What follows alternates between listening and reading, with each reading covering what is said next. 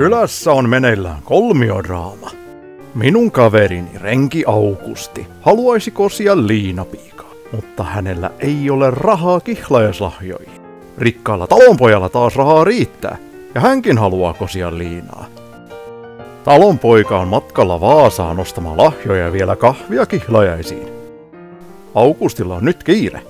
Hänen on hankittava omat lahjansa, jos haluaa ehtiä kosia liinaa ennen talonpojan paluuta. Augusti tarvitsee teidän apuanne. Minun kanssani ratkaisette tehtäviä ja arvotuksia auttaakseen Augustia lahjojen hankinnassa. Tarvitaan toki myös kahvia itse kihlajaisjuhlia varten.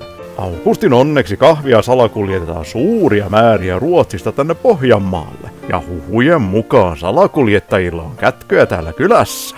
Kyläläisistä voi myöskin olla apua, palveluiden ja vastapalveluiden kautta.